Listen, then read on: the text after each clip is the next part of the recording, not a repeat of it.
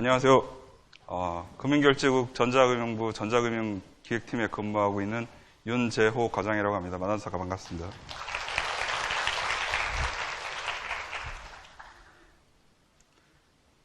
방학에다가 오늘 날씨도 매우 무더운데 굉장히 많은 분들이 참석을 해주신 것 같네요.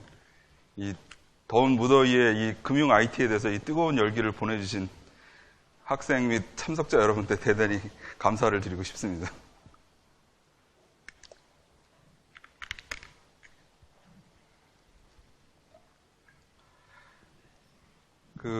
혹시 참석하신 분들 중에 이 공대나 IT 쪽 컴퓨터를 전공하고 계신 분 계신가요?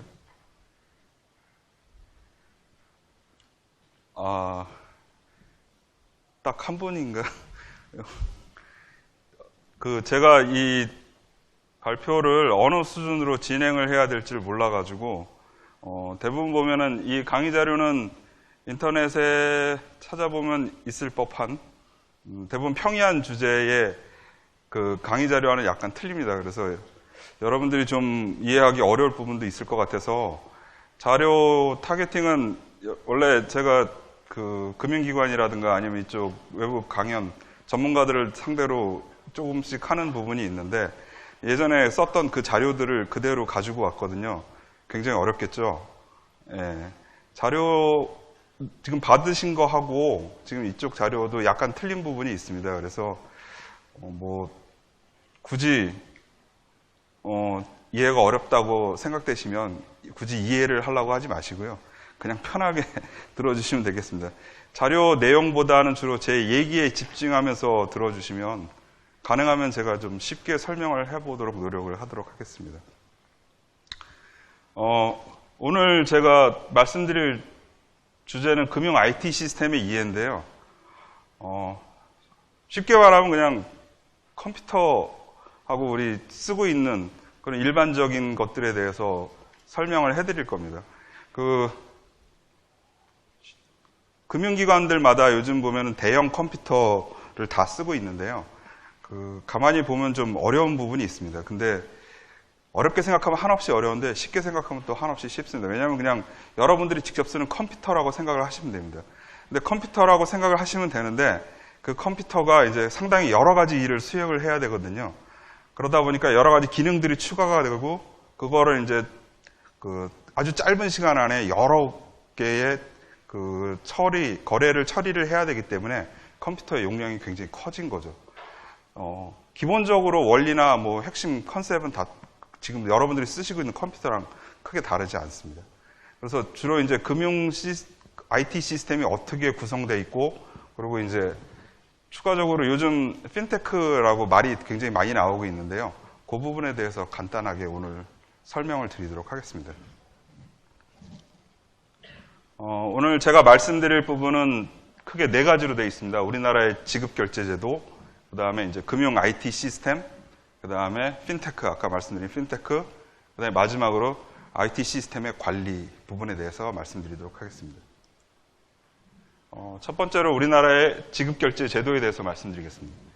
지급결제제도라는 거는 쉽게 말하면 돈을 그냥 주는 행위입니다. 여러분들이 물건을 사면 상점에서 돈을 그냥 물건의 대가로 돈을 주는 거죠. 이럴 때 쓰는 대표적인 지급수단이 뭐가 있죠? 현금, 또는 또 뭐 쓰죠? 신용카드, 직불카드, 여러 가지 다양한 수단이 있습니다. 이렇게 돈을 무엇인가의 대가로 주는 행위, 이걸 지급이라고 합니다. 지급. 이거와는 달리 대금 등을 주고받아 거래 관계를 끝맺는 일, 채권 채무를 끝내는 일을 결제라는 용어로 씁니다. 그런데 우리들 대부분 보면은 이거 결제해 주세요. 결제라는 용어를 쓰고 있죠. 원래 현금 같은 경우에는 뒤에 설명하겠지만 이제 지급과 결제가 동시에 일어나기 때문에 사실 지급이라는 용어를 써도 되고 결제라는 용어를 써도 됩니다. 근데 이제 이게 좀 달라지는 부분들이 있는데 사실 우리 생활에서는 이걸 두 개를 정확히 구별해서 사용하고 있지는 않습니다. 그냥 이걸 지급해 주세요, 이거 결제해 주세요, 이런 식으로 그냥 혼용해서 쓰고 있습니다.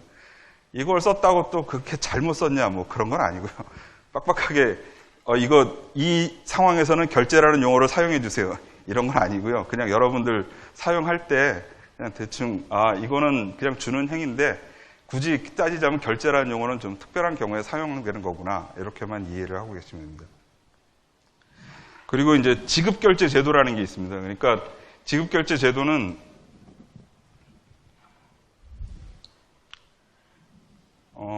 이게 사실 돈 주고받으면 끝나는 일인데 우리는 끝나죠. 저하고 제가 만일에 어제 저녁에 날이 너무 더워서 팥빙수를 사 먹었는데 제가 이제 그 마트에 가서 팥빙수를 사서 팥빙수를 고른 다음에 이제 제가 신용카드로 내서 이제 결제를 했는데 결제를 하면 저와 마트의 관계는 끝난 거죠. 하지만 그 이후에 일어나는 굉장히 복잡한 일들이 많습니다. 우리는 단순히 그 상황에서 끝나는 걸로 이해하고 있는데 사실 그 이후에 일어나는 그 거래, 처리 절차, 금융기관들끼리 주고받는 메시지라든가 금융기관들끼리 처리하는 여러 가지 절차들이 있거든요. 그게 굉장히 복잡하고 많이 벌어지게 됩니다. 그래서 이런 것들에 대한 전반적인 그 구성 요소들을 전체 통과를 하는 것을 우리나라의 지급결제 제도라고 부르고 있습니다. 그럼 이제 지급결제 제도의 그 기본적인 구성 요소를 먼저 보시면 제일 먼저 뭐가 있어야 되죠? 간단하게는 주는 거, 그리고 두 번째는 그 주는 거를 받아서 처리해 주는 거. 간단하게 그 두 개만 있으면 됩니다. 그러니까 예를 들면 주는 거는 뭐가 있죠? 뭐 현금이나 비현금. 그 다음에 처리해 주는 거는 이런 기관들에서 다 처리를 해주게 되겠죠. 그래서 구성은 지급 수단, 주는 거, 그 다음에 이것들을 처리해 주는 기관들. 이렇게 두 가지 부류로 나타날 수 있습니다. 그런데 이 두 가지 사이를 연계해 주는, 그리고 중간 내부에서 이렇게 처리해 주는 IT 시스템도 추가로 필요하겠죠.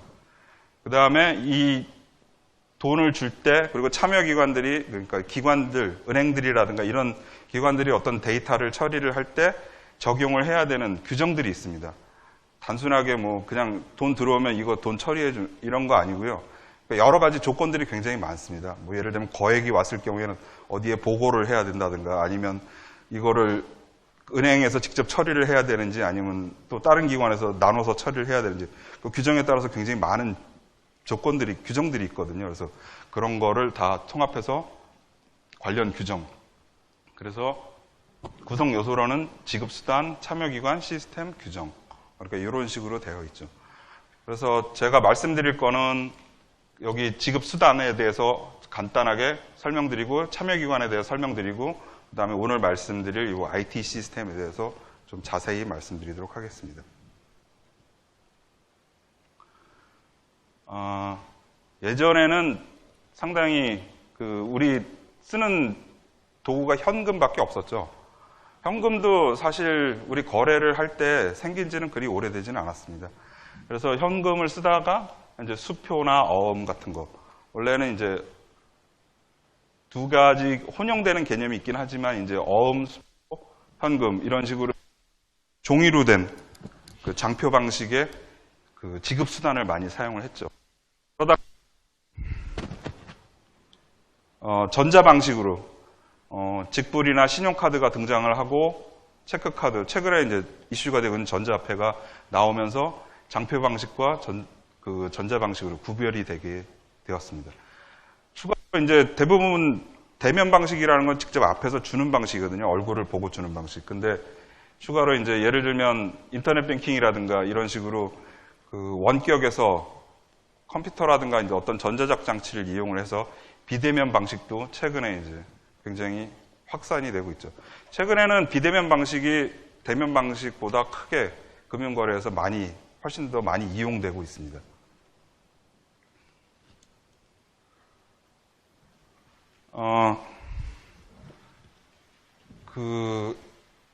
돈을 나누는 기준에 대해서 굉장히 국제적으로도 많은 이슈가 있습니다. 이 자료는 자료가 없습니다. 이거는 제가 올해 홍콩 가서 발표한 자료 중에 일부를 발췌한 건데요. 일반적으로 돈을 나눌 때 여러분들이 어떤 수단을 사용하든 그 수단은 항상 현금이 기반이 된 수단입니다. 그러니까 기본적으로 신용카드라든가 아니면 뭐 우리가 쓰는 직불카드라든가 일반적인 지금 사용하고 있는 뭐 선불 교통카드라든가 모든 거는 지금 사용하고 계시는 대부분의 수단들은 다 현금이 기반이 되어 있습니다.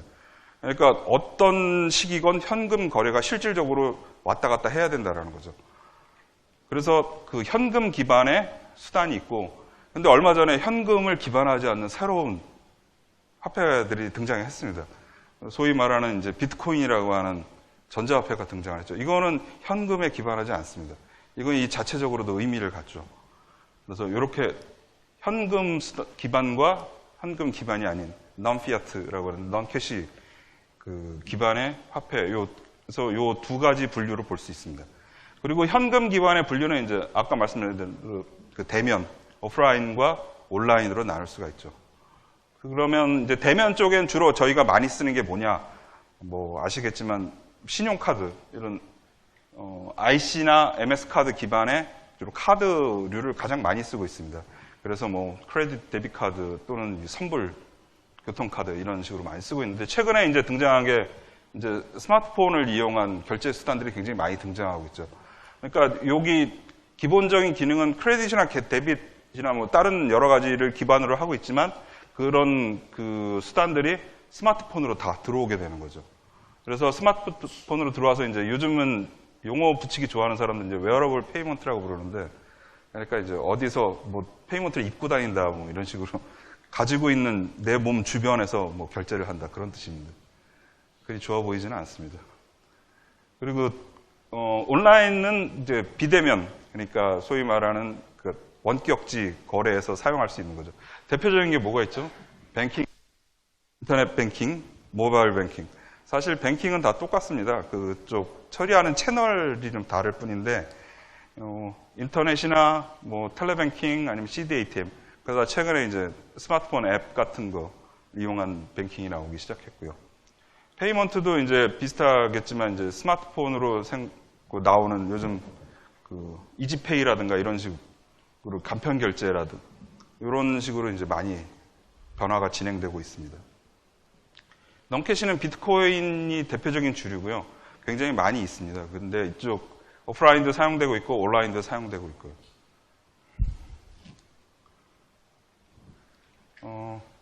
그 지급수단, 그럼 아까 말씀드린 구성 요소 중에 이제 첫 번째인 지급수단에 대해서, 특히 현금에 대해서 말씀드릴 텐데, 현금은 이제 그 법정 통화죠. 가장 큰 특징이 뭐냐면 이제 지급과 함께 결제가 이루어지는, 그러니까 모든 그 자체로 완결성이 보장이 돼서 지급과 결제가 동시에 일어나는, 그러니까 현금을 주면 그냥 그걸로 끝인다는 거죠.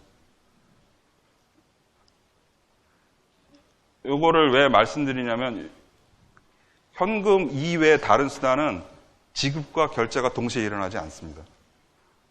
아까 말씀드린 대로 지급은 그냥 주는 행위고, 결제는 아까 처음 페이지에 말씀드렸지만 채권 채무가 끝나는 상태를 결제라고 얘기를 했는데, 현금 이외의 다른 수단을 사용을 하게 되면 채권 채무, 거래에 대한 채권 채무가 완전히 종료가 되지는 않습니다. 추가적으로 여러 가지 단계를 거쳐야 되는데, 그 단계에 대해서 지금 말씀드리도록 하겠습니다. 오늘 금융 IT 시스템의 이해를 들으러 오셨는데, 오늘 오셔가지고 다른 거 말고 요거 하나만 이해를 하고 가셔도 뭐 충분히 가치가 있지 않나 생각됩니다. 이게 제일 중요하거든요. 이거 의외로 모르시는 분들이 굉장히 많더라고요. 예를 먼저 들어드리겠습니다. 이게 접니다. 이거는 제 와이프고요. 제 와이프는 외국 사람은 아닙니다. 그냥 인터넷에 나와 있는 샘플 그림을 따온 건데요. 예를 들면 제가 지금 계좌가 제1은행 계좌인데, 그 와이프 계좌는 국민은행으로 되어 있습니다. 그래서 제가 이제 10,000원을 인터넷 뱅킹을 통해서 와이프한테 이체를 하려고 합니다. 그러면 그냥 인터넷 뱅킹으로 주면 바로 와이프가 직접 찾을 수 있잖아요. 근데 여기서 궁금한 게 있습니다. 뭐가 궁금할까요? 제 계좌에서 국민은행 제1은행 제 계좌에서 국민은행 와이프 계좌로 돈이 10,000원이 가서 와이프는 10,000원을 직접 찾을 수 있는데, 그럼 제1은행은 국민은행한테 10,000원을 직접 주는 건가요? 이게 이 금융 IT 시스템의 핵심입니다. 이거를 처리하기 위해서 IT 시스템을 만든 거죠. 그럼 어떤 일이 벌어지는지, 직접 제1은행에서 국민은행에 돈을 직접 주는 게 아닙니다. 그러니까 제1은행은 메시지를 국민은행에 직접 주는 게 아니고 전용선을 통해서 금융결제원이라는 데를 통해서 국민은행 쪽에 메시지를 전달을 해줍니다. 그러니까 10,000원을 이체를 하겠다라는 메시지를 전달을 해주는 거죠. 그러면 국민은행은 10,000원을 받았다는 숫자를 받고 그냥 내주는 겁니다. 굉장히 위험한 행동 아닙니까? 국민은행은 단지 숫자만 받고 돈을 내준다라는 게. 실제 돈은 그럼 어디서 결제가 되느냐? 결제원을 통해서 메시지를 보내는 이유가 있습니다. 왜냐하면 이 결제원에서 이게 그날 일어난 결제가 한 건이 아니거든요. 수백만, 수천만 건인데 이 모든 결제 메시지를, 요 모든 거래 메시지를 금융결제원에서 다 수집을 합니다. 그러면 예를 들면 이런 경우가 있을 수 있죠. 저 같은 경우에는 제1은행에서 국민은행으로 이체를 했는데 거꾸로 다른 사람 같은 경우에는 국민은행에서 제1은행으로 이체를 하는 경우도 있겠죠. 그러니까 이런 경우에는 이제 거꾸로 가죠, 메시지가 이렇게. 그러면 금융결제원에서 이 메시지를 다 모아보면 상계되는 메시지들이 있을 거지 않습니까? 소위 말하는 퉁치는 메시지들. 그럼 직접 돈을 주지 않아도 됩니다. 왜냐하면 두 메시지가 상계가 되기 때문에. 바로 금융결제원에서 그 모든 메시지들을 계산을 합니다. 그러니까 어느 은행에서 어느 은행으로 줄 돈이 얼마인지. 언제? 그 다음 날 11시까지. 그 다음 날, 그날 자정까지 된 메시지를 다 계산을 해서 다음 날 11시에 한국은행 쪽에 보내줍니다. 그러면 한국은행에 왜 보내줄까요? 이 메시지들을? 그 이유는 한국은행은 은행들의 은행입니다. 그럼 은행들이 아까 말씀드린 제1은행이 돈을 국민은행한테 직접 갖다 주나요? 갖다 주지 않습니다. 어떤 방식으로 해결을 하냐면 한국은행은 은행들의 은행이니까 제1은행도 실제 제1은행의 계좌를 한국은행에 개설을 하고 있습니다. 그리고 국민은행 계좌도 한국은행에 개설을 하고 있죠. 그러니까 한국은행의 일반 시중은행들 그 계좌가 다 개설이 되어 있습니다. 그래서 그 계좌 안에는 제1은행은 예를 들면 뭐 한 5조 정도 들어있고 국민은행 계좌에는 한 6조 정도 들어있고 뭐 이런 식으로 한국은행 안에 은행 안에 은행들의 계좌들이 다 있습니다.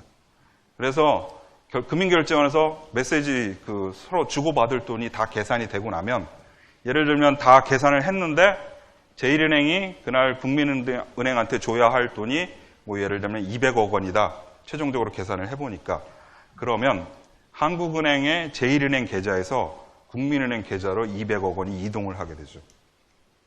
그러면 모든 결제가 끝나게 되는 겁니다. 이해하시겠습니까? 그러니까 이 과정이 우리는 직접 주고 바로 실시간으로 찾으면 끝나는데 은행들끼리는 서로 주고받을 돈이 남아있다는 거죠.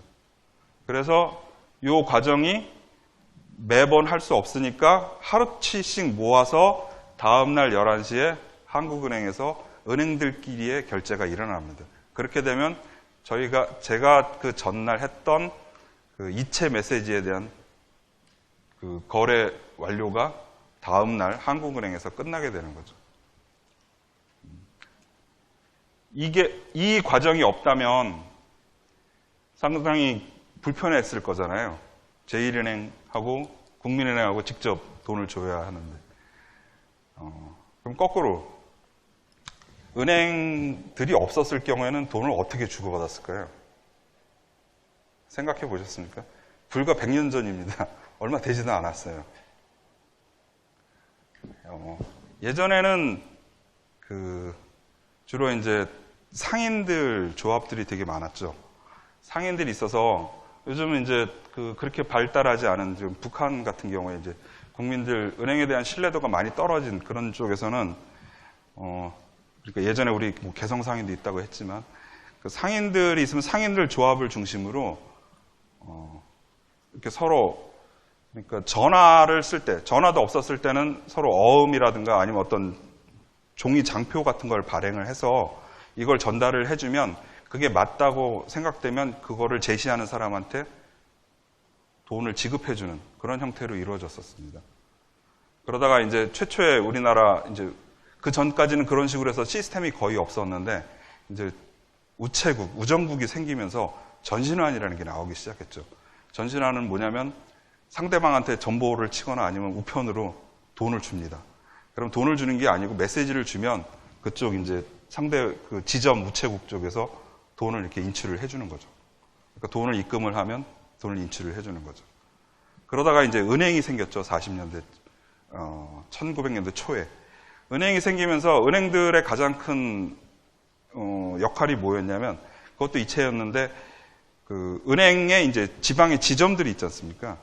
그러면 이제 자기 은행에서 그 서울에 있는 사람이 뭐 어디 충청도의 어느 지역에 있는 분한테 돈을 만일에 송금을 하고 싶다 하면은 그 서울 은행 지점에서 충청도 어느 지점에 전해달라고 이렇게 서울에 있는 지점에다가 얘기를 하는 거죠.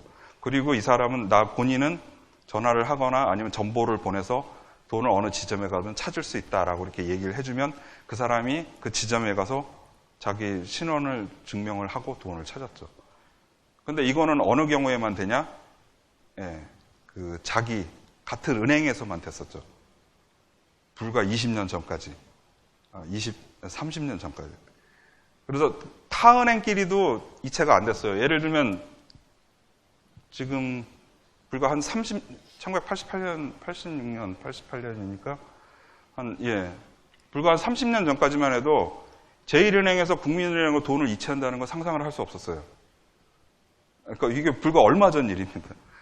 그래서 만일에 지방에 이체를 하려면 제1은행에 있는 본점 지점관 또는 국민은행에 있는 본점 지점관만 됐죠.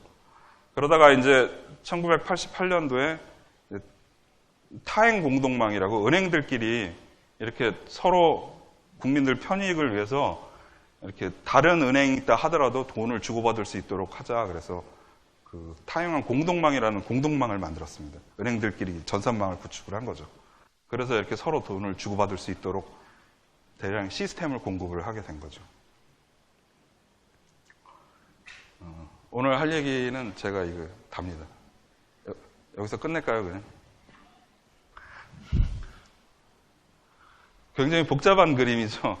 복잡한 그림인데 아까 제가 설명드린 앞에 있는 그림을 좀 정교하게 표현한 것 뿐입니다. 이거는 자금이체만 얘기를 했는데 자금이체뿐만이 아니라 외환 거래라든가 뒤에 나오는 이제 증권 거래.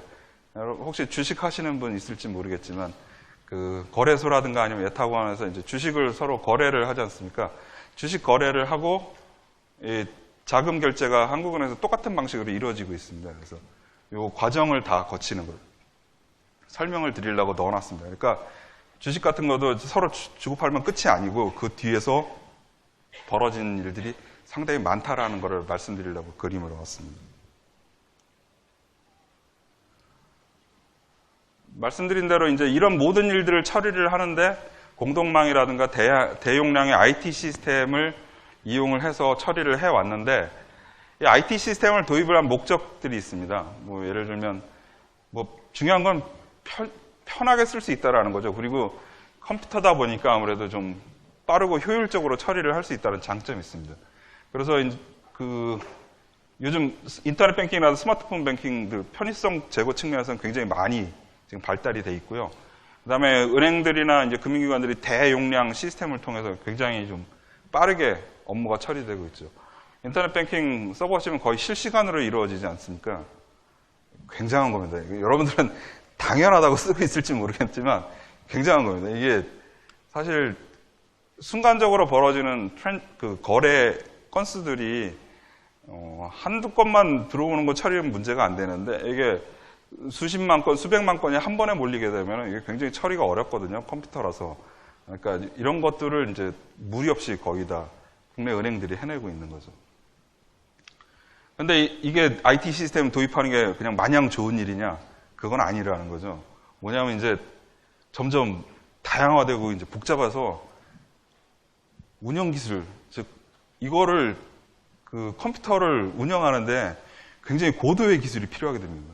그러니까 보통 사람들은 못 한다는 거죠. 꼭 훈련받은 사람들, 전공해서 공부 많이 한 사람들.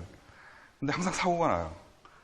그게 좀 이게 가장 큰 문제고, 두 번째는 뭐냐면 옛날에는 사고가 나도 그냥 그 부분만 사고가 나면 끝나면 됐는데 요즘은 아까 말씀드린 대로 전산망이라든가 이런 게 다 공동망으로 연결이 돼 있거든요. 한 군데가 사고가 나면 다른 군데도 다 영향을 받는 거예요. 사고가 나니까 한 군데 사고가 좀 굉장히 커지는 거예요, 이만큼. 그래서 사고 피해도 엄청나게 불어나게 되고 대형화가 되는 그런 부작용이 있다라는 거죠.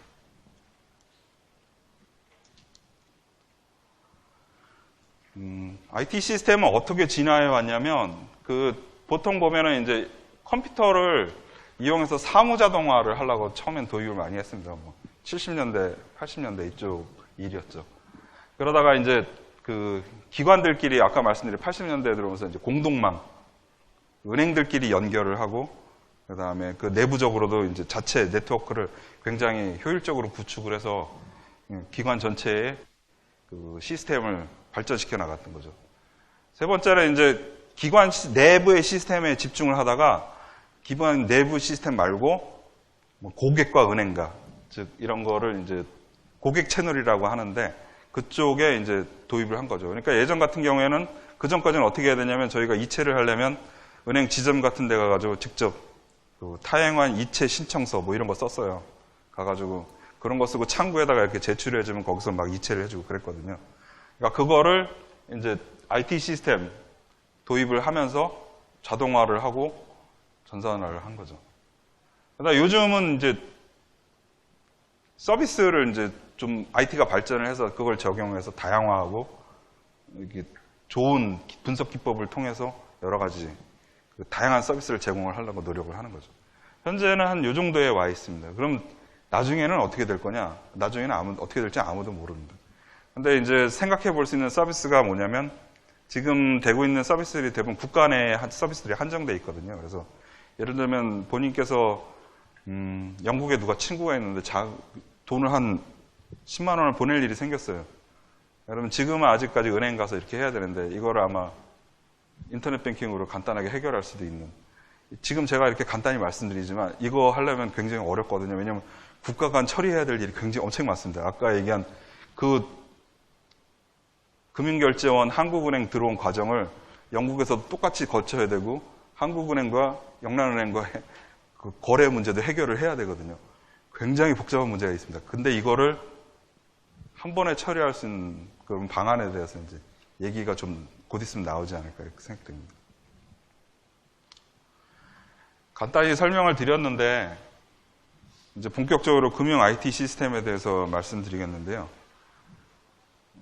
아까 말씀드린 대로 인터넷 뱅킹 이체를 하게 되면 제가 이제 은행이라든가 증권이라든가 이제 어떤 금융기관 쪽에다가 이제 메시지를 던져주게 되지 않습니까? 그럼 이런 메시지들은 금융결제원, 한국거래소 예탁결제원이라는 운영기관이라고 부르는데 운영기관을 거쳐서 이제 한국은행 쪽에 와서 최종적으로 거래가 끝나게 되는 거죠. 그래서 이제 여기에는 다 시스템들이 있습니다. IT 시스템들이 있는데 크게 따져보면은 은행 내부 시스템, 은행 내부의 전산 시스템이 있고 두 번째는 공동망, 그러니까 은행들끼리 아니면 은행과 금융결제원 한국은행과의 이렇게 네트워크, 공동망이 있고 세 번째는 우리가 제일 관심 있는 인터넷 뱅킹처럼 이제 고객과 은행과의 채널이 있는 거죠. 그래서 첫 번째는 금융기관 전산 시스템, 두 번째는 금융 공동망, 세 번째는 고객 서비스 채널, 이런 식으로 분류를 하고 있습니다. 이 세 가지가 금융 IT 시스템의 기본적인 컨셉 구성입니다. 그래서 먼저 금융기관 전산 시스템 보면 옛날 혹시 관심 있으셨던 분도 있겠지만 거의 그냥 시스템으로 부르시면 됩니다. 예전에 계정계 정보계 대외계였는데 이제 일본식 분류였는데 일을 하려면 좀 편하게 구분하기 위해서 이런 식으로 분류를 했거든요. 현재는 좀 워낙 다양을 해줘서 분류가 많이 세분화되어 있습니다. 하지만 대부분 시스템으로 이해하시면 되고요. 특히 이제 계정계는 뭐냐면 은행 업무 처리 시스템. 여러분들 계좌에 얼마 들어있고 얼마 빼고. 단순히 보면은 은행 시스템은 내 계좌에 돈이 들어오면 플러스, 돈이 나가면 마이너스. 이것만 해결하면 됩니다. 근데 나로 봐서는 한 명인데 은행으로 봐서는 고객이 수백만 명이 넘죠. 그리고 이게 동시에 일어나는 건수가 굉장히 많습니다. 그래서 컴퓨터가 굉장히 큰 게 필요하다는 거죠. 굉장히 큰 네트워크 용량도 필요하고. 정보계는 뭐냐면 이제 계좌를 가진 나에 대한 설명 자료. 나중에 이제 서비스라든가 뭐 다른 거 하려고 이용하는 자료고요.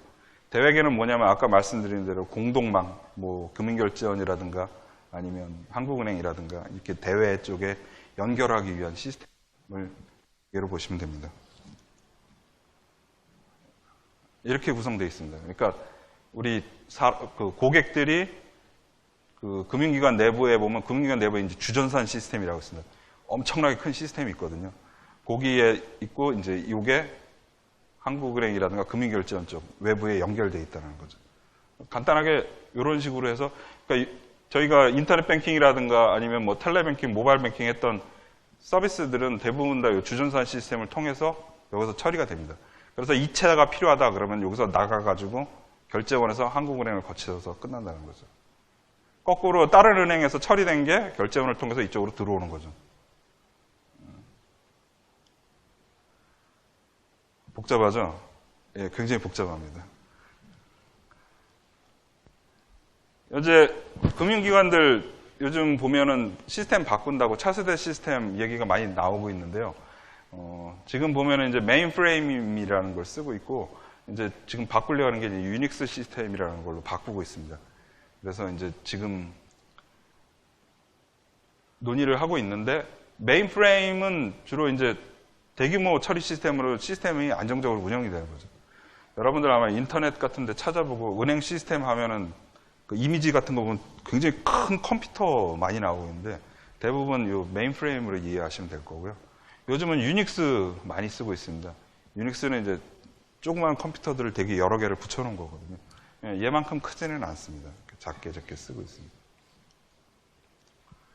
이제 두 번째로 이제 금융 공동망이 있는데 아까 말씀드린 대로 이제 한국은행은 은행들의 은행이다 보니까 금융결제원을 통해서 들어온 메시지도 있지만 은행들끼리 그 거래하는, 왜냐하면 아까 말씀드린 대로 제1은행이다 하면 제1은행에서 국민은행으로 돈을 줘야 하는 게 인터넷 뱅킹 이체 말고 다른 것도 되게 많거든요. 예를 들면 금융기관 거래가 있습니다. 채권이라든가 콜이라든가 여러 가지 금융거래들이 있거든요. 그래서 그 금융거래들이 전부 다 한국은행 요 계좌 안에서 일어납니다. 그래서 저희 한국은행에서 공동망 BOK 와이어라는 걸 운영을 하고 있고요. 그 다음에 아까 말씀드린 대로 결제원에서는 타행환, 전자금융 공동망, 지로, CMS, 직불 뭐 이런 거를 결제원에서 운영을 하고 있습니다. 거래소는 이제 유가증권 결제 시스템, 코스닥 이런 시스템을 운영하고 있고, 예탁 결제원 같은 경우는 이제 채권, 기관 투자 결제 시스템 이런 거 운영하고 있습니다. 이거 이외에 뭐 BC카드, 외화자금 이체, 그다음에 뭐 축협, 수협 뭐 이런 식으로 서민 금융기관 이런 시스템들이 있습니다. 아까 말씀드린 대로 타행한 공동 전에는 그 자금 이체가 굉장히 어려웠다고 말씀드렸잖아요. 이게 89년도에 만들어진.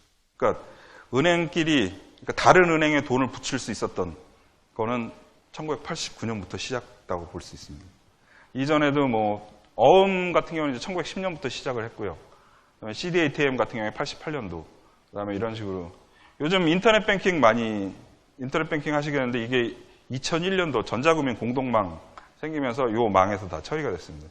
2001년도면 불과 15년 전 얘기인데요. 그러니까 여러분들 지금 많이 쓰는 시스템이 불과 15년 전에 생겼던 시스템이죠. 지금 거래량, 처리량을 보면 엄청나게 많죠.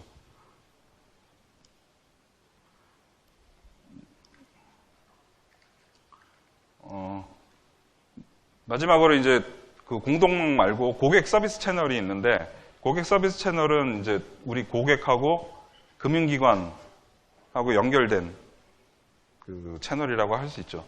인터넷 뱅킹, 뭐 CDATM, 폰뱅킹 창구에서 할 수도 있고요. 그래서 여기서 그 각 채널별로 서버들이 있습니다. 이게 그 주전선기로 나중에 들어가서 처리가 되는 거죠. 요즘 그 전자화되면서 고객이 굉장히 편리해졌죠. 지전 방문 없이 그냥 다 처리를 할 수가 있으니까. 근데 이제 요즘 가장 많이 얘기가 되고 있는 게 이제 해킹 같은 문제죠. 간단하게 생각하시면 됩니다. 내가 편하면 해커도 편합니다. 이렇게 생각하시면 돼요. 내가 불편하면 해커도 불편해요. 예를 들면 해킹을 하는데 그 아이디 패스워드 쓰고 보안 카드 쓰고 뭐 OTP 쓰고 뭐 여러 가지 사용을 한다 그러면 해커가 할 수 있는 수단은 내가 한 것처럼 동일하게 그거를 다 단계별로 해킹을 해야 됩니다. 근데 예를 들면 제가 이제 아이디 패스워드만 쓴다, 패스워드만 사용한다고 생각을 하면 해커는 패스워드만 해킹하면 되거든요. 그러니까 그렇게 생각하시면 돼요. 그 서비스 채널이 많아지면서 이제 위험 요인도 많아진다 생각하시면 됩니다. 그 요즘 추가로 이 고객 서비스 채널이 굉장히 많이 발달을 하면서 예전에는 이제 은행 쪽에서만 모든 서비스를 제공을 했죠. 인터넷 뱅킹을 필두로 해서. 근데 최근에 이제 핀테크 나오면서 은행뿐만이 아니라 다른 기관들, 다른 업체들도 이제 그 자금이체 서비스라든가 여러 가지 그 금융 서비스를 제공할 수 있도록 되어 있습니다.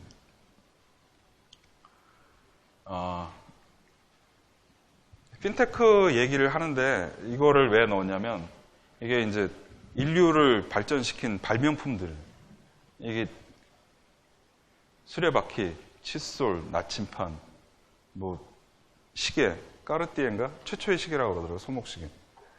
이 인류의 최초의 발명품들, 물론 발명품들 굉장히 많습니다. 근데 인류를 변화시켜야 되는 이런 특징을 가지려면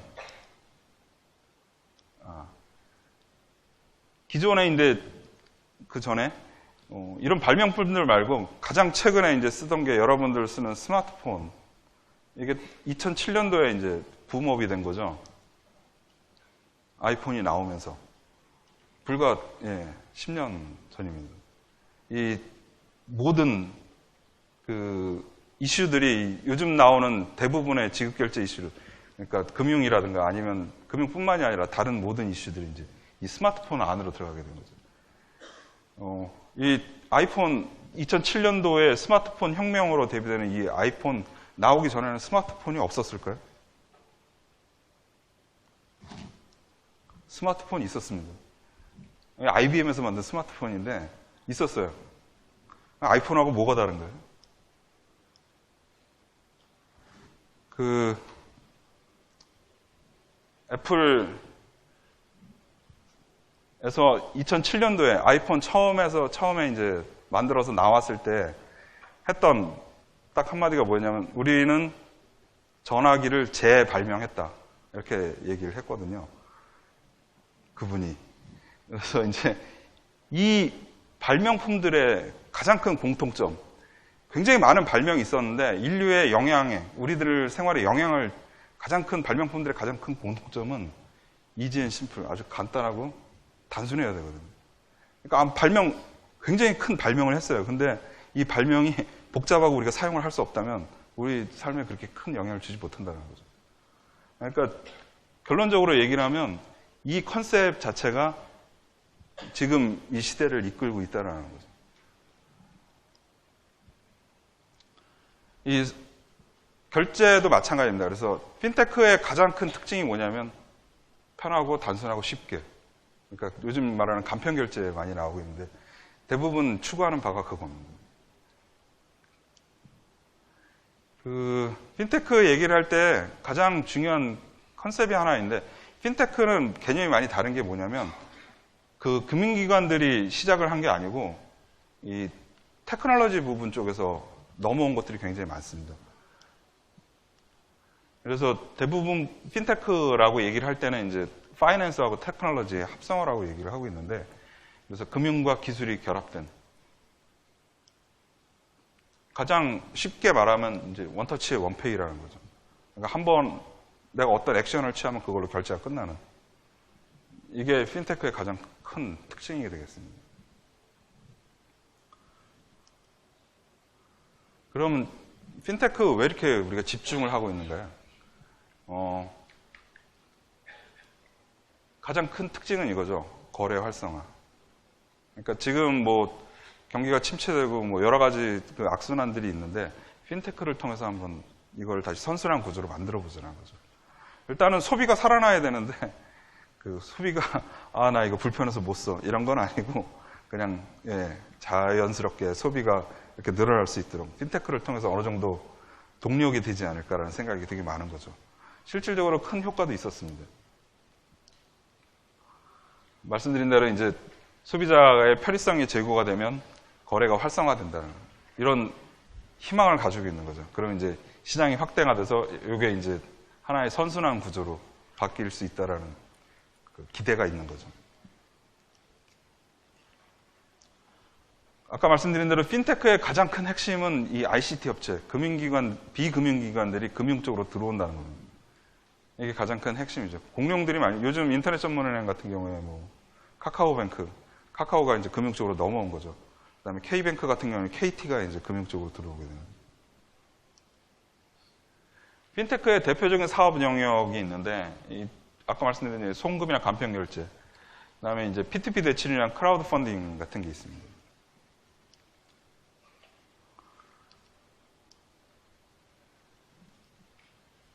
사실 근데 우리나라 같은 경우는 이제 핀테크가 외국보다 이렇게 크게 주목을 못 받고 있습니다, 지금. 이유가 뭘까요? 가장 큰 이유로, 제가 생각하는 가장 큰 이유는, 금융기관 서비스가 너무 좋습니다, 우리는. 동의를 안 하시는군요. 우리나라 같은 경우 인터넷 뱅킹 이용률이 55%라고 하는데, 실질적으로 264%입니다. 그러니까, 가입자를 보면 이제 중복 가입자를 하게 되면 엄청나게 많은 사람들이 인터넷 뱅킹을 이용을 하고 있죠. 근데 영국, 미국은 그렇다 치더라도 중국은 7%밖에 안 됩니다. 인터넷 뱅킹 가입자가. 중국 핀테크의 가장 대표주자가 이제 알리페이라는 데가 있습니다. 요즘 뭐 얘기 되게 많이 나오고 있죠. 왜 이럴까요? 왜? 이유가 있습니다. 우리나라는 아까 말씀드린 대로 자금 이체를 하게 되면 실시간으로 돈을 다 찾지 않습니까? 인터넷 뱅킹 이체를 하게 되면 이게 굉장히 혁신적인 건데 다들 이렇게 받아들이진 않습니다. 외국은 어떻게 되냐면 실시간으로 돈을 찾을 수 없습니다. 아까 말씀드린 대로 아까 처음에 이제 제1은행에서 국민은행으로 이렇게 돈 이체를 하는 그림 보여드렸지만 그거를 하고 금융결제원에서 청산이 끝난 다음에 마지막으로 이제 중앙은행에서 최종 결제가 끝나야만 외국은 자금 이체가 됩니다. 그러니까 끝나야만 수신하는 사람이 돈을 찾을 수 있습니다. 우리나라는 끝나기 전에 실시간으로 돈을 다 찾을 수 있는 거죠. 엄청난 거죠. 우리는 이미 다 쓰고 있어요. 그러니까 외국 같은 경우에 아까 말씀드린 대로 이거 다 끝나는데 3일 정도 걸리는 나라도 있거든요. 그러니까 돈을 3일 후에 찾아야 되는 거예요. 그러니까 너무 불편한 거죠. 그러니까 이거 필요 없다. 핀테크가 내가 실시간으로 찾을 수 있게 해주겠다. 그러니까 외국은 그래서 핀테크가 굉장히 활성화가 되고 잘 되는 겁니다. 기존에 불편했던 점들을 핀테크 업체들이 다 해결을 해주니까 실시간으로 수수료도 낮게 찾을 수 있게 해주니까. 근데 우리나라는 이미 다 그게 하고 있는 거죠. 인터넷 뱅킹을 통해서.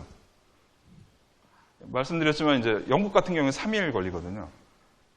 물론 실시간으로 찾을 수 있습니다. 근데 실시간으로 찾으려면 수수료를 엄청 내야 됩니다. 이게 왜 그러냐면 아까 말씀드렸는데 제1은행에서 국민은행으로 돈을 주고 청산, 그러니까 한국은행에서 결제가 일어나기 전에 예를 들면 제1은행이 망했어요. 그럼 국민은행이 받아야 할 돈은 누구한테 받나요? 우리는 다들 그렇게 얘기를 하죠. 망할 이유가 있어. 절대 안 망하는데 외국은 망한 경우가 있었습니다. 그러니까 74년도하고 95년도에 이제 이쪽 그 금융기관이 실제로 망했던 거죠. 그렇다 보니까 제1은행에서 국민은행 쪽에도 돈을 줘야 되는데 제1은행이 돈을 못 주고 망한 거예요. 그렇다 보니까 금융기관들끼리 서로 주고받을 돈이 다 물려 있잖아요. 그러니까 연쇄 파산이 쭈쭈쭈 일어나는 거죠. 그러니까 외국은 이런 경험이 있기 때문에 절대로 실시간으로 돈을 주지 않습니다. 그런데 우리는 하고 있는 거죠, 지금. 굉장히 위험하게. 하지만 굉장히 편하게. 하여간 여러 가지 이유가 있겠지만 제가 보는 가장 큰 이유는 우리는 이미 뱅킹 인터넷 뱅킹 같은 걸 통해서 실시간으로 자금이체가 돼 있고 국민 모두가 다 그걸 쓰고 있다는 게 핀테크가 좀 들어오기가 굉장히 어려운 구조가 아니었나 생각됩니다.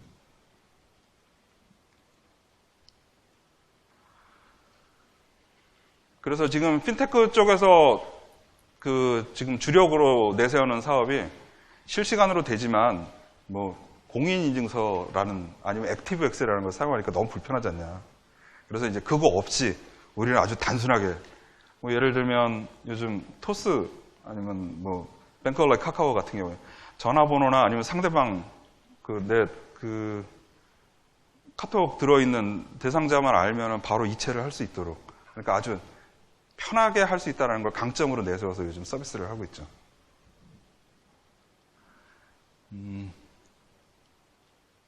그 다음에 이제 핀테크 쪽 이체 말고 이제 대출 서비스가 있습니다. 오타입니다. 앞에 크라우드 펀딩, 클라우드가 아니에요. 이게 뭐냐면 이제 사람들끼리 모아가지고 예를 들면 지금 부동자금 많다고 하는데 내가 예를 들면 10만 원 여유자금을 가지고 있어요. 친구들도 이제 10만 원, 50만 원 가지고 있는데 다른 친구 하나가 예를 들면 500만 원 긴급한 자금이 필요해. 그러면 친구 한 20명이 500만 원을 만들어주는 거예요. 모여가지고. 그래서 500만 원 빌려주고 그럼 이 500만 원을 받은 친구가 이자를 줘야 될 거잖아요. 그러니까 이 이자를 주면은 그 이자에 대해서 그 모인 한 20명 친구가 이자를 나눠 먹는 거예요. 직접적으로. 뭐가 없어요, 여기? 은행이 없어요. 그러니까 개인과 개인 간. 돈이 있는 사람은 돈이 필요한 사람한테 대출을 해주는 거죠. 획기적이지 않습니까? 되게 위험해요. 왜냐하면 요즘 이 서비스에 대해서 이제 다양한 방식으로 여러 가지를 하고 있는데 이 대출 시장의 가장 큰 문제는 뭐냐면 이 돈을 빌리는 사람들에 대한 리스크예요. 신용이 있는 사람은 은행에 가서 빌리죠. 여기 와서 빌리는 사람들은 어떤 사람들이겠어요? 약간의 문제가 있거나 좀 어려운 사람들이겠죠. 그러다 보니까 리스크가 조금 더 커요. 그러다 보니까 금리를 조금 높게 받을 수는 있긴 하죠. 그래서 이 시장의 가장 큰 문제점 또는 해결해야 될 과제는 뭐냐면 그 리스크 관리를 어떻게 하느냐. 리스크 관리만 잘 되면 좋은 사업으로 성장할 수가 있습니다. 미국에서는 뭐 여러 가지 성공한 사례도 있고요. 그런데 이제 P2P 이쪽은 원래는 수익 모델은 아니었어요. 원래 얘네들이 생성하게 된 계기는 영화 보면 영화 만들려면 돈이 없어가지고 기부해서 돈 모은 다음에 영화 만들고 기부 체납, 기부 형식으로. 그러니까 원래 크라우드 펀딩 자체가 기부의 의미가 굉장히 강합니다. 그러니까 어떤 수익을 목적으로 한 게 아니라 어떤 사회에 발전이 되는 좋은 사업을 하려고 하는데 이 사업에 대한 돈이 필요한 거, 돈이 없어가지고 돈을 그럼 어떻게 모아야 되냐라는 고민에서 출발을 했던 거죠. 그래서 기본적인 사업의 컨셉, 그러니까 기부를 시작을 해서 그게 어느 정도 수익이 내서 이제 조금씩 나눠 먹는다면 좋겠지만 기본적인 생각은 내가 이 돈이 어느 정도 없어져도 또는 문제가 생겨도 상관없다는 생각으로 시작을 하면 이게 엄청나게 커질 수 있습니다. 굉장히 좋은 사업도 되고 목적도 좋아지죠. 하지만 돈을 목적으로 한다면 이건 굉장히 어려울 수는 있어요. 핀테크를 통해서 이제 앞으로 아까 말씀드린 대로 뭐 간편결제나 크라우드 펀딩 얘기를 했지만 이게 앞으로 계속 진화가 될 거고요. 그 다음에 요즘 같은 경우에 이제 대표적으로 이슈가 되고 있는 클라우드라든가 빅데이터. 요즘 제일 큰 이슈가 빅데이터죠, 빅데이터. 혹시 빅데이터 들어보셨습니까? 빅데이터 뭐죠? 데이터, 예, 큰 데이터. 어렵지 않은데. 빅데이터가 여러 개 굉장히 큰 양면성을 가지고 있습니다. 예를 들면 오늘 오실 때 교통카드 쓰셨잖아요. 교통카드 쓰면 어디서 얼마 쓴 거, 내가 지난 행적이 다 남습니다. 그걸 누가 보고 있다고 생각을 해보세요. 그거를 중요한 순간에 이게 다 분석을 할 수가 있거든요. 그 데이터를 모두 모아요. 그게 빅데이터입니다. 좋은가요? 좋은 점도 되게 많습니다. 예를 들면 뭐 날씨라든가 대표적인 사례가 이제 서울시 같은 경우에 심야버스 같은 경우 아주 좋거든요. 왜냐하면 이게 사업이 적자가 되면 안 되니까 밤에 어떤 사람들이 어디서 전화를 많이 한다더라. 주로 택시라든가 이런 거.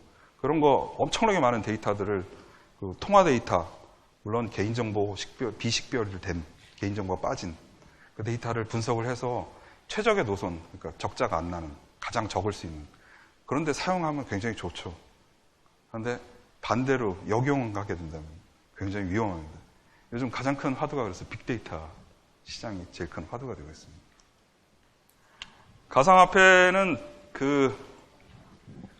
비트코인 얘기 다 들어보셨나요? 비트코인 혹시 사신 분 있습니까? 30만 원에서 80만 원, 잘 나갈 때 200만 원까지 왔다 갔다 했는데 이렇게 따지고 보면 주식보다 훨씬 괜찮은 하지만 굉장히 위험합니다. 이게 등락폭이 워낙 크고 이게 화폐라고 얘기를 하지만 사실 주식과 거의 FRB라고 혹시 아실지 모르겠지만 이제 연준이라고 있는데 이 사람들이 비트코인을 뭐라고 정의를 했냐면 상품과 서비스를 교환될 수 있다는 믿음. 그러니까 이걸 투자하는 분들은 오로지 믿음 하나 가지고 투자를 하시는 분들이에요. 이 믿음이 사라지는 순간 이게 화폐의 가치는 싹 사라지게 되는 거죠. 얼만큼 믿을지는 본인에게 달려 있습니다. 장점은 되게 많습니다. 지금 중앙은행 발권을 통해서 생성되는 화폐가 아니라 시스템에서 자동적으로 생성되는 화폐라 기본적으로 이런 절차를 거치지 않아도 되고 서로 주고받으면 바로 끝나는 거니까요. 근데 불행히도 이런 화폐들은 주로 요즘 마약이라든가 아니면 자금 세탁 이런 데 많이 사용되고 있죠. 요즘 제일 많이 비트코인 회자 논란이 되고 있는 분야는 바로 해킹 분야입니다. 신문에서 보셨을지 모르지만 해커들이 예를 들면 공격 대상 금융기관에 하드디스크를 전부 다 암호화를 시킵니다. 그러면 그 기관은 데이터를 사용할 수 없잖아요. 그러니까 암호화를 풀어줄 테니까 비트코인 얼마를 내라. 이런 식으로. 랜섬웨어라고 부르는데 요즘 그런 분야에 굉장히 각광을 받고 있습니다. 어쩌면 이쪽 쓰시는 분들, 사용하는 분들이 좀 더 활용을 넓혀보고자 이벤트로 마련한 그런 장치라는 음모론이 제기가 되고 있지만 중요한 건 요즘 계속 세력을 넓혀가고 있습니다. IT 시스템의 관리에 대해서 말씀드릴 텐데요. IT 시스템의 관리는 뭐냐면 컴퓨터, 아까 말씀드린 대로 금융기관, 은행에 대용량 컴퓨터를 준비를 해놓고 지금 열심히 일을 하고 있어요. 근데 어떤 일이 생기냐면 정전이 됐어요. 정전. 뭐를 할 수 있습니까? 뭐 할 수 있죠? 은행까지 안 가도 돼요. 여러분 도서관이나 아니면 어디서 공부를 열심히 하고 있는데 갑자기 정전이 됐어요. 이건 좋은 케이스가 아니구나. 공부는 그냥 하면 되는 거니까. 컴퓨터를 뭘 사용을 하고 있는데 정전이 됐어요. 정전. 무엇을 할 수 있습니까? 아무것도 없어요. 요즘 대부분의 에너지는 어디서 나옵니까? 전기에서 나옵니다. 전기. 전기 안 쓰는 데 있나요? 심지어 자동차도 전기를 쓰고 있어요. 전기 없으면 자동차도 이제 좀 있으면 안 굴러갈 수도 있어요. 전기. 가장 중요한 요즘 에너지원, 전기. 그러니까 예전에 기름이라든가 태양열, 바람 이런 것들을 계속 개발하는 이유가 뭐예요? 이런 에너지들을 다 전기로 바꾸려고 그러는 거예요. 전기로. 왜냐하면 지금 쓰고 있는 모든 것들이 다 전기로 되어 있으니까요. IT 시스템 관리라는 건 그겁니다. 시스템을 운영을 하고 있는데 중간에 어떤 문제가 생기거나 생길 걸로 예상되는 경우에 대비를 하자는 거예요. 대비. 그럼 아까 지금 정전 말씀드렸어요. 정전. 그러면 정전이 만일에 났다. 금융기관들은 제일 먼저 뭘 할까요? 혹시 아는 분 있으세요? 이럴 때를 대비해서 금융기관들은 대부분 자가발전기라는 걸 만들어 두라고 했어요. 그래서 대부분 전산센터 지하에 가면 이만한 자가발전기들이 금융기관 전산센터에 다 있습니다. 정전이 되면 자가발전기가 자동으로 돌아가요. 괜찮겠죠? 근데 그 자가 발전기는 뭘로 돌려요? 전기로 돌려요. 농담입니다. 이런 거 안 통하네. 전기로 돌리는 게 아니라 기름을 빼요. 그러니까 옆에 기름을 계속 들이부으면 그 기름을 태워가지고 자가 발전기가 계속 돌아가는 거죠. 근데 보통 보면은 자가 발전기를 돌리는데 약 5분 정도의 시간이 걸려요. 얘가 갑자기 정전이 딱 됐는데 기름을 갑자기 떼워가지고 전기가 바로 생산되나요? 그건 아니거든요. 그럼 그때를 대비해서 또 뭘 준비를 해놨을까요? 그때를 대비해서 이만한 건전지를 준비해놨어요. 건전지. UPS라고 부르는 건데, 영어로 Uninterruptible Power Supply. 발음 좋지 않습니까? UPS라는 건 건전지입니다. 쉽게 말하면. 정전이 되면 그 건전지는 바로 쓸 수 있잖아요. 충전이 돼 있으니까. 그러니까 전산센터에 바로 쓰고 그게 어느 정도 버텨주면 그 다음에 자가발전기가 돌아가는 거죠. 그러니까 대부분 보면은 금융기관 전산센터가 정전에 대비해서 그런 시스템을 갖추고 있어요. 더욱더 중요한 부분이 있죠. 정전이 안 되게 하면 되는 거잖아요. 대부분 정전이 어느 경우에 발생을 하나요? 정전이 어느 경우에 발생을 하는지를 곰곰이 생각을 해봤더니 그 여러 가지 이유가 있는데 대부분 보면은 전력선이 들어올 때 변전소라고 부르는데 대부분 그런 건물은 근처에 큰 변전소에서 전력을 땡겨 쓰거든요. 그럼 그런 데 문제가 생기거나 어떤 라인에 문제가 생겼을 경우에 변전소에 문제가 생겼을 경우에 정전이 되는 거죠. 그러면 이거를 회피하려면 이거를 보완하려면 어떤 방법이 좋을까요? 그러다 보니까 금융기관들 전산센터는 변전소에서 들어오는 라인이 2개. 그러니까 예를 들면 이쪽 변전소에서도 한 라인을 끌어오고 다른 쪽 변전소에서도 한 라인을 끌어오는 거죠. 그러니까 하나의 변전소에서 문제가 생겼을 경우를 대비를 해서 그것 다중화를 시켜놓는 거죠. 핵심은 뭐냐면 정전이 됐을 거다라는 상황을 가정을 해서 어떻게 하면 정전을 미연에 막을 수 있나 라는 거를 하나를 준비를 하고 또 다른 방법은 정전이 실제로 발생했을 때 우리는 어떻게 대비해야 되는가. 그러니까 이거를 준비한다는 거죠. 정전을 얘기를 했는데 다른 것도 마찬가지예요. 그 전산센터에 제일 중요한 게 전기 말고 또 뭐가 있죠? 통신 라인. 요즘 다 통신을 하는데 통신 라인 끊어지면 아무것도 못 하잖아요. 그럼 무슨 방법을 쓰면 되겠어요? 통신 라인 최소한 2회선 이상. 한쪽이 KT를 쓰면 SK나 LG로. 그러니까 여러 가지 다중 라인을 구축을 해놓는 거죠. 한쪽에서 장애가 났을 경우에 전산센터에 그 통신회선에 문제가 생겼을 경우에 다른 쪽 통신 라인을 바로 즉각적으로 이용할 수 있게. 그러니까 이런 식으로 준비를 해놨습니다. 그리고 예를 들면 컴퓨터 가끔 가다 쓰면은 컴퓨터가 정지하고 이렇게 멈춰있는 경우들 많지 않습니까? 대용량 컴퓨터라고 그런 일 안 생길까요? 생깁니다. 똑같아요. 컴퓨터는 다. 사람이 다 다른 거지. 컴퓨터는 같습니다.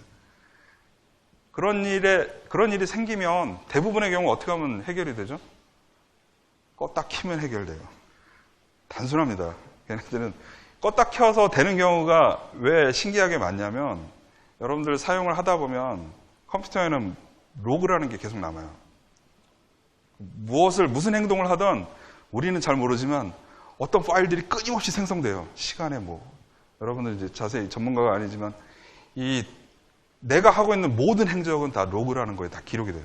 이게 파일 형태로 저장이 되던 램이나 롬이나 아니면 CPU에 저장이 되든 모든 게 다 저장이 되거든요. 컴퓨터는 사용하는 순간 모든 게 다 파일로 다 남아요. 그러니까 사용하다 보면 그런 파일들끼리 이렇게 충돌을 하거나 엉키는 경우들이 있어요. 이런 경우가 알 수 없는 경우.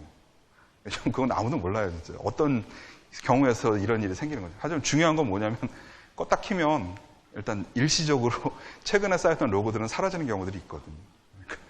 자세히 되는 거죠. 마찬가지로 대용량 컴퓨터도 껐다 키면 돼요. 근데 끄면 어떻게 돼요? 서비스를 못 하잖아요. 못 받잖아요, 우리. 그럼 대부분 어떻게 하십니까? 전화를 하죠, 은행에. 욕을 하면서 지금 이체를 열심히 해야 되는데 이거 왜 안 되는 거예요? 당신이 책임질 수 있어? 이런 거. 예. 서비스가 안 되면 금융기관들은 굉장히 곤란한 경우들이 많지 않습니까? 그러면 이제 컴퓨터가 멈췄는데 그냥 가만히 기다릴 수는 없잖아요. 또 껐다 키는데 대용량 컴퓨터는 굉장히 오래 걸려요. 기본적으로 메인프레임 같은 경우에는 이제 리부팅 하는데 30분이 넘게 걸리거든요. 그 30분 넘게 그러면 서비스는 중단을 시켜야 되나요? 아니죠. 어떻게 하고 있어요? 똑같은 시스템을 옆에다 똑같이 운영을 하고 있어요. 똑같이 돌리는 거예요. 그래가지고 한쪽 시스템이 망가졌을 경우에 자동으로 옆 시스템으로 옮겨가게. 대부분 시스템을 그렇게 구성을 해놨습니다. 굉장히 합리적이죠. 굉장히 비싸요. 돈이 2배로 들잖아요. 그냥 하나만 운영하면 되는데 이게 그 옆에 똑같은 시스템을 또 운영을 해야 되니까 돈이 굉장히 많이 들죠. 그래서 이런 거를 대부분 이중화 또는 다중화 시스템이라고 합니다. 금융기관들은 대부분 시스템을 이중화, 다중화로 운영을 하고 있어요. 근데 이런 경우가 생길 수 있지 않습니까? 예를 들면 지진. 그럴 일은 없겠지만 전산센터에 미사일이 날아와서 아니면 누가 테러를 한다든가 가능성이 있습니다. 그런 경우가 생길 수 있죠. 그러면 이중화, 시스템 암만 2개를 준비해놔도 그 2개 시스템은 동시에 피해를 보는 거잖아요. 그럼 어떻게 할 수가 없어요. 그럴 때도 대비해서 백업 센터라는 거를 굉장히 멀리 구축을 해놨습니다. 그러니까 모든 금융기관은 지금 다 백업 시스템을 다 가지고 있어요. 예를 들면 어떤 대형 은행은 전산 시스템이 염창동에 있어요. 하지만 백업 시스템은 죽전, 용인 밑에 가 있어요. 어떤 회사는 양재에 주전산 시스템이 있는데 안성에 백업 센터를 가지고 있는 경우가 있죠. 백업 센터는 뭐냐면 여러 가지가 있는데 대부분 금융기관들은 말씀드린 대로 이중화된 시스템과 거의 유사한 똑같은 시스템을 거기다 또 하나 만들어놔요. 같은 시스템 몇 개가 필요한 거예요? 기본적으로 4개? 아니에요. 3개. 2개 있고 똑같은 거를 그 백업 사이트에다 하나. 백업 사이트도 공격당할 경우 있지 않나요? 이것까지는 오버죠. 백업 센터까지만. 근데 오버 아니에요. 제 3회 센터도 백업 센터도 지금 고려하고 있어요. 그러니까 그런 식으로 시스템 운영을 좀 잘하려면 어떻게 해야 될까 굉장히 많이 고민을 하고 있어요. 그럼에도 불구하고 어떤 일이 벌어져요? 인터넷 뱅킹 하려고 하면 시스템이 멈춰있고 막 그런 경우 생기죠. 사고가 생기는 경우는 알 수가 없어요. 그건 신도 몰라요. 굉장히 다양하고 굉장히 엉뚱한 이유로 사고가 나는 경우 굉장히 많습니다. 그래서 그 모든 경우에 다 대처를 할 수가 없어요. 그럼에도 불구하고 사고가 납니다. 너그럽게 봐주십시오. 광고를 하는 건 아니고요. 그러니까 상당히 다양한 준비들을 하고 있는데 그럼에도 불구하고 사고가 나고 있다. 근데 사고가 났을 때 제일 중요한 게 이제 복구 목표 시간이라고 하는데 어떤 이유든 사고가 났어도 가장 짧은 최단시간 안에 서비스를 그냥 복구하는 거. 그거를 굉장히 큰 목표로 삼고 있습니다. 보통 보면은 금융기관 최장 시간 목표를 3시간으로 잡고 있어요. 근데 요즘은 그걸 시간을 좀 당기는 추세이고 좀 시스템이 잘된 금융기관들. 잘된 금융기관이라는 얘기는 뭐냐면 돈을 많이 들인 금융기관들은 거의 30분 이내에 시스템이 자동으로 복구가 되도록 많이 노력을 하고 있습니다. 이해가 되시죠? 어떤 노력들을 하고 있는지. 장애가 나면 무조건 욕만 하지 마시고. 저희가 장애가 나면 저희도 이제 그 데이터를 봤는데 가장 먼저 어떻게 할까요? 이게 굉장히 중요합니다. 장애의 징후를 어떻게 아느냐. 장애의 징후를 아는 가장 빠른 수단은 인터넷 검색어입니다. 장애가 나면 어디에 농협 인터넷 뱅킹 다 치면 검색어 1위로 딱 떠요. 그럼 거기 장애 났나 보구나. 예, 국민은행 인터넷 뱅킹 다 치거든요. 우리 국민들이 굉장히 반응이 빠르셔가지고 그런 부분에 있어서는 굉장히 도움이 많이 되고 있습니다. 저희도. 사실 장애라는 거는 개개의 금융기관들 보기에는 영어로는 이제 reputational risk라고 그러는데 그 평판 위험이라는 게 있죠. 왜냐하면 장애가 많이 나는 은행인데 내가 과연 이 은행과 거래를 해야 될 것인가. 국민들 그 신경 쓰시거든요. 그러니까 이게 장애가 나는 거에 대해서 좀 많이 숨기려는 경향이 있어요. 그래서 대부분 보면은 이제 자료가 그렇게 원활하게 공유가 되거나 이렇지는 않습니다. 근데 무엇을 통해서 우리가 알 수 있냐? 예, 인터넷 검색어. 굉장히 진실한 수단인 것 같아요.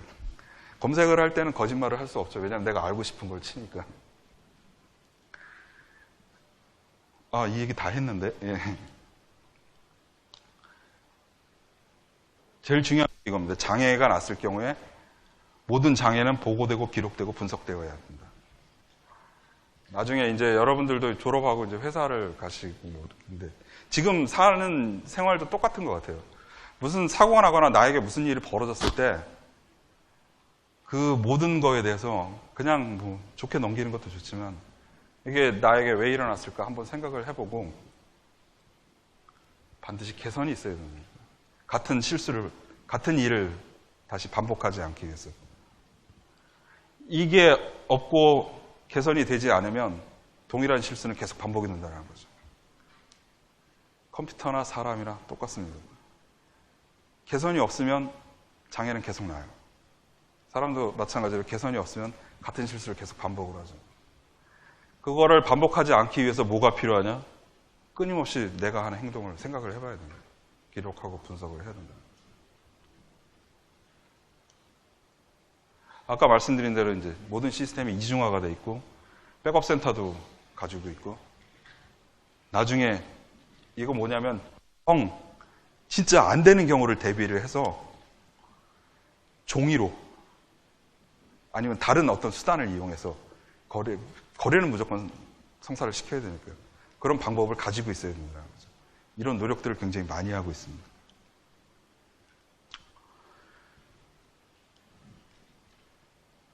그거와 아울러서 요즘 전산 시스템 같은 경우에 이제 가장 큰 대비가 이제 해킹에 대한 대비인데, 해킹. 정보 보호. 대부분의 이슈가 다 여기에 빨려들고 있죠. 정보 보호 쪽 관련된 얘기를 하는데, 제가 이거는 넣어놨는데, 혹시 이 영화 보셨습니까? Beautiful Mind. 요즘 드라마 말고, 영화. 내쉬라는 분인데, 내쉬 얼마 전에 돌아가신 거 아세요? 네. Beautiful Mind. 이미테이션 게임이라고 혹시 보셨습니까? 두 분의 공통점이 뭘까요? 여기.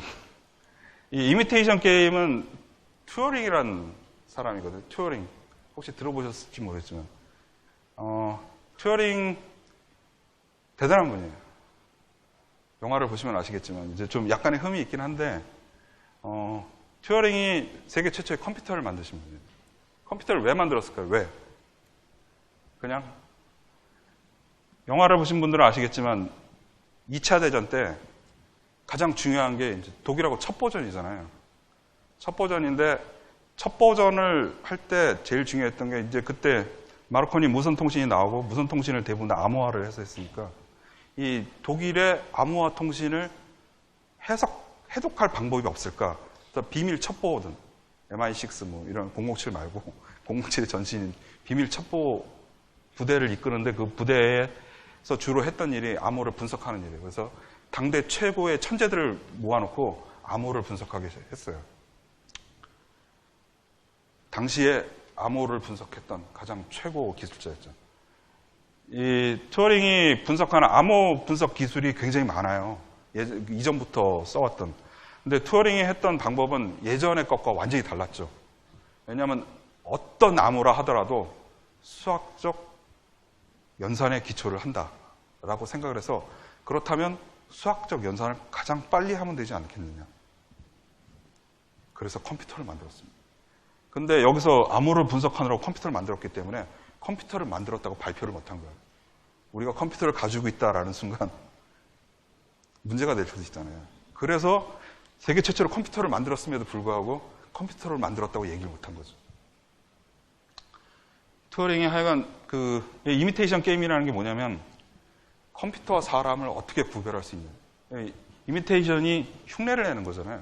컴퓨터가 사람을 흉내냈을 때 컴퓨터와 사람을 구별을 할 수 있겠는가? 할 수 있을까요? 되게 쉽겠죠? 하지만 굉장히 어렵습니다. 굉장히 어려워요. 어떤 방식이냐면 질문을 계속 던져요. 질문을 던지는데 답변이 달라질 때. 라든가 원하는 답변이 안 났을 때. 그러니까 이 논문이 이제 굉장히 다양한 방식으로 이걸 구별하는 법에 대한 생각들을 모아놓은 거예요. 그러니까 암호에 관련된 거의 최고의 기술자라는 거예요. 내시도 아시겠지만 그 공식적으로 기록된 바는 없는데 내시도 암호 해독에 관련돼 있다고 합니다. 그러니까 냉전 시대 때 소련에 있는 첩보부대의 암호를 당대 최고의 수학자였던 내시에게 해독을 해달라고 많이 부탁을 했어요. 그래서 아시겠지만 약간의 정신적인 문제가 나오면서 계속 지속적으로 이 암호에 대해서 이상하게 암호를 하시는 분들은 정신이 좀 이상한 분들이 많아요. 저도 암호를 했습니다. 제 정신은 이상한 건 아니고요. 그러니까 이런 분들의 그 어떤 노력 이런 게 있어서 요즘에 이제 보안 같은 게 굉장히 각광을 받을 수 있었던 거죠.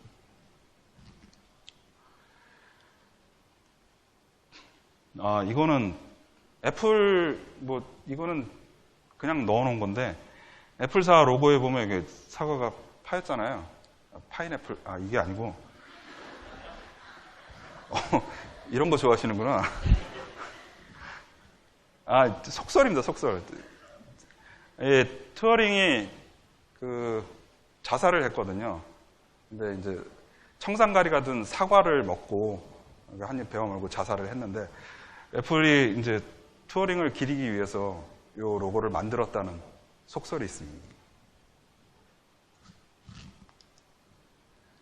그러면 이제 그 정보보호의 시작인 암호에 대해서 간단히 말씀드립니다. 굉장히 어렵긴 한데 쉽게 생각하면 쉬울 수도 있습니다. 이게 아주 옛날에는 어떤 식으로 암호를 보냈냐면 노예가 있어요. 노예가 있는데 그 전쟁 중에 굉장히 먼 곳에 메시지를 보내야 되잖아요. 근데 보낼 수 있는 사람은 사람밖에 없어요. 그러니까 보낼 수 있는 사람을 직접 보내는 거예요. 노예를 딱 해서 보내는 거죠. 노예가 잡힐 수도 있잖아요. 그럼 어떻게 해요? 노예를 고문해서 그럴 수도 있고. 그러니까 그때 사용했던 가장 좋은 암호 방법이 뭐였냐면 노예 머리를 깎아요. 그래서 메시지를 여기다 머리에다 문신을 해. 그런 다음에 머리가 자랄 때까지 기다려요. 그런 다음에 노예를 보냈다고 해요. 굉장히 오래 걸리겠죠, 그 메시지가. 하여간 그런 방법은 실제로 사용됐다고 합니다.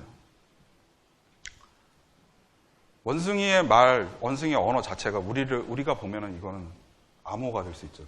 그러니까 암호라는 것 자체가 어떤 수학적 기반도 있지만 어떤 만들 수 있는 방법은 무궁무진해요. 나만이 알 수 있는 암호도 만들 수 있고. 최초의 그 아까 노예 얘기 이후에 이제 그 시저가 많이 썼다는 방법인데 시저는 주로 무슨 방법을 사용했냐면 이렇게 A라는 게 있으면 이게 약간씩 몇 개씩 서로 정해놓고 뒤로 미루거나 앞으로 당겨요. 그래서 예를 들면 F를 보낸다 그러면 A는 D, P는 S, 그러니까 이런 암호를 예전에 사용했었던 거죠. 고래. 그러면서 이제 이런 암호가 굉장히 여러 가지로 발전을 해서 최근 같은 경우에는 이제 그러니까 이런 식으로 암호. 그러니까 테스트 문장, 제 이름을 해서 테스트 문장을 하면 이런 식으로 했죠. 요 문장을 통해서 이렇게 뽑아낼 수 있을까요? 거의 불가능하죠. 이게 가능한 이유는 뭐예요? 컴퓨터가 다 계산을 해주니까 가능합니다. 그럼 이 컴퓨터, 예를 들면 요즘 컴퓨터 요즘 뭐죠? i7? i5? 인텔 굉장히 빠른 컴퓨터들 많이 나왔잖아요. 걔네들이 예를 들면 1초에 몇백만 그 계산을 한다고 하는데 이 암호를 할 때 이 키의 길이라고 그러는데 얘가 만들 수 있는 경우의 가지수가 2의 56승계거든요. 그래서 이 메시지를 이렇게 해독을 하려면 얘가 2의 56승번을 연산을 해야 됩니다. 그러니까 실제로 풀려면 2의 56승번을 해야 되는데 2의 56승이라는 숫자가 얼마나 큰 거냐면 일반 컴퓨터가 1초에 1시간에 하루에 1년 동안 했을 때 연산을 했을 때 그러니까 얘가 거꾸로 얘에서 얘를 모든 경우의 수를 대입을 해서 계산을 해보려면 2000년이 넘게 걸린다는 거죠. 암호가 이렇게 안전한 시스템입니다. 물론 다른 공격법이 있는데 기본적인 컨셉은 이렇습니다. 그러니까 여러분들은 기억하실 게 암호를 한번 쓰면 기본적으로 몇천 년이 걸립니다. 정상적으로 풀 경우에. 물론 해커는 그런 방법을 쓰지는 않습니다. 그러니까 방법을 쓰게 되면 이런 식으로 암호는 안전하게 굴려 있어요. 암호를 써가지고 사용하는 기본적인 이유가 있습니다. 컴퓨터, 예를 들면 인터넷 뱅킹을 사용을 한다 그러면 제가 예를 들면 국민은행을 사용을 한다 그러면 국민은행을 인터넷을 통해서 접속을 했어요. 그럼 국민은행은 제가 접속한 걸 어떻게 알죠? 저라는 거. 윤재호라는 걸 어떻게 알죠? 방법이 없어요. 그걸 알아내는 거예요. 여러 가지 수단을 통해서 알아내는 거예요. 그래서 많이 쓰는 게 뭐예요? 처음에 아이디 패스워드가 그렇게 해서 나온 거예요. 그런 과정을 어센티케이션이라고 부르는, 인증이라고 부르는 거예요. 내가 나라는 걸 증명해야 되는 거예요. 얼마나 웃긴 얘기예요. 내가 나라는 걸 증명을 해야 돼요. 그런 경우 많이 있어요. 내가 나라는 걸 증명하는 경우. 컴퓨터, 비대면 채널, 이렇게 서로 모르는 사람들끼리 만나서 여러 가지 행위가 벌어졌을 때 그런 경우가 너무 많기 때문에 내가 나라는 걸 증명하는 그런 사례들이 점점 늘어나는 거죠. 내가 알던 사람, 예전에 익숙했던 사람들하고 계속 얘기를 할 경우에는 내가 나라는 걸 증명할 필요는 없죠. 우리 가족한테 내가 나라는 걸 증명할 필요가 있나요? 마찬가지예요. 일반적으로 컴퓨터에서 쓰는 내가 나라고 증명하는 방법은 세 가지가 있습니다. 내가 알고 있는 거, 내 머릿속에 있는 거, 비밀번호. 그 다음에 내가 가지고 있는 거, 예를 들면 뭐 IC카드라는 거, 몸에 소지하고 있는 것들. 마지막으로 내 몸 자체. 뭐가 있을까요? 지문, 홍채, 목소리. 굉장히 많습니다. 생체 인증이라고. 이런 방법들을 가지고 내가 나라는 걸 증명을 하죠. 그래서 보안에서는 이런 방법들을 섞어가지고 적절히 섞어서 여러분들을 증명을 하고 인터넷 뱅킹이라든지 이런 데 수단으로 사용을 하고 있는 거죠. 이거는 비밀번호 인터넷 뱅킹 할 때 최초에 여러분들 나이대가 90년도쯤만 해도 대부분 보면 이제 패스워드 기반이었어요. 아이디 패스워드만 쓰면 됐어요. 아이디 패스워드를 보면 이게 이제 사전 공격이라고 딕셔너리 어택이라고 있습니다. 이게 뭐냐면 패스워드를 저희가 만들 수 있는 경우의 가지수가 생각보다 많지 않습니다. 그러니까 대부분 단순한 거, 전화번호, 비밀번호 할 때 나와 연결된 어떤 번호들. 그리고 그 번호들이 뭐 새로 나온 게 아니고 굉장히 단순한 조합들이에요. 그래서 해커들은 그 단순한 조합들이 책자처럼 가지고 있어요. 그래서 그걸 한 번씩 다 넣어보는 거예요. 컴퓨터 빠르잖아요. 요즘 8자리 이내는 비밀번호 거의 5분 이내에 다 해독이 돼요. 8자리 쓰고 계세요? 위험한 거 쓰고 계시는 거예요. 그래서 이제 사전 공격이라고 나오는데 이런 걸 했어요. 그래서 이제 지금 요즘 굉장히 길게 특수문자도 막 넣고 그래서 이런 식으로 대응이 된 거죠. 그리고 또 다른 방식으로는 알겠시겠지만 뭐 3번만 하면 횟수를 제한한 거죠. 근데 굉장히 홍콩에서 어떤 일이 있었냐면 굉장히 똑똑한 해커인데 이런 거 알려드려도 되나 모르겠는데 어떻게 공격을 했냐면 비밀번호를 고정을 시켜놓고 아이디를 계속 바꾼 거예요. 대단하지 않습니까? 아이디를 알고 싶었는데 비밀번호를 이렇게 횟수를 제한을 걸어놓으니까 비밀번호를 고정시켜놓고 아이디를 바꿔가면서 해킹을 한 거예요. 해커들 머리 좋아요. 암호 공격 많이, 공부도 많이 했었지만. 그래서 이제 아까 말씀드린 아이디 공격을 하게 돼요. 또 다른 방법은 이 비밀번호를 수시로 변환하게 만듭니다. 여러분들 이제 탄이라고 그러는데 보안카드 쓰고 계시잖아요. 보안카드. 보안카드보다 좀 더 이제 높은 게 OTP라는 게 있는데 얘는 이제 30초마다 비밀번호 계속 바뀌어요. 신기하지 않습니까? 30초, 내가 들고 있는 30초마다 바뀌는데 금융기관은 어떻게 그걸 알아볼 수 있지? 신기하죠? 이 생성하는데 시간값이 들어가요, 시간값. 그래가지고 어떤 시간이 딱 되면 얘가 번호가 바뀌는데 그 바뀌는 원리를 금융기관도 알고 있는 거죠. 그래서 어떤 값이라는 걸 알 수 있어요. 그럼 이거를 어떻게 만드는지 알면 다 되는 거 아닙니까? 위험하죠? 아니에요. 이거는 그 기계 내부에만 알 수 있도록 해놨어요. 그래서 대부분 해킹하기는 굉장히 어려워요. 근데 그렇게 공격 안 하고 어떻게 공격을 하냐면 중간에 가로채요. 비밀번호를. 이런 중간자 공격이 나와서 예를 들면 아까 말씀드린 30초마다 바뀐다 그러니까 30초 안에는 유용하게 쓸 수 있는 거잖아요. 해킹이 30초 안에 일어나면은 이거 가로채서 공격을 할 수 있는 거죠. 이거는 예.